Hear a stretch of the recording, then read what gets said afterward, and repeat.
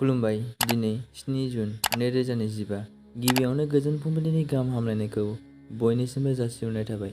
राशिफोरखौ फरायनायनि सिगां आंनिफ्राय आनान गसाइनिसिम आरज खालामनाय जायो दि दिनैनि साना बुहुमनि साफ्रोमबो सुबुंफोरनि थाखाय गाहामैनो गाहाम बारलांनो हायो। जेबो खैफोद आफोद जायालासे फैदो दानिया दिनैनि राशिफोरखौ खोनासंदिनि। मेष राशि नखर गंनैनि गेजेराव दावराव दावसि जानो हागौ, सोमोन्दो गावस्रालायनाय जानो हागौ। मेष राशिनि खाफाल गोनां अनजिमाया 3। बृष राशि गोसोआव मानिबा दुखु मोननो हागौ, गोसोखौ लोरबां लानो नाङा। बृष राशिनि खाफाल गोनां अनजिमाया 6। मिथुन राशि गोसोआव माखौबा लानानै गिनाय सोमजिनो हागौ, गोसोफोरखौ लोरबां लानो नाङा। मिथुन राशिनि खाफाल गोनां अनजिमाया 4। कर्कट राशि सुथुरफोरा बांलांनो हागौ, जेरैबो सांग्रां जानानै थानांगोन। थासारिया मोजां नङा। कर्कट राशिनि खाफाल गोनां अनजिमाया 5। सिंह राशि जेखि जाया शुभ खामानि मावनानै लानो हागोन, बे राशिनि थाखाय गाहाम सान। सिंह राशिनि खाफाल गोनां अनजिमाया 7।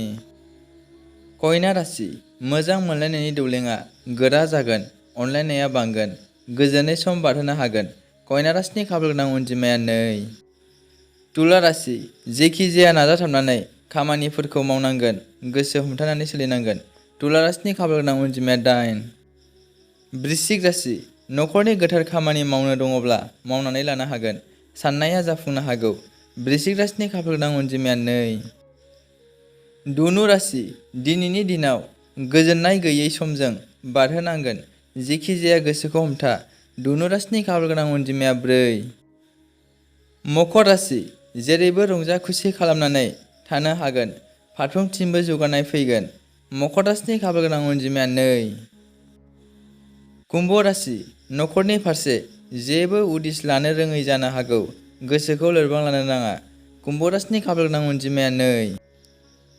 मीन राशि फाननाय बायनाय फालांगियाव खहाफोर जानो हागौ, सांग्राङै मावनांगोन।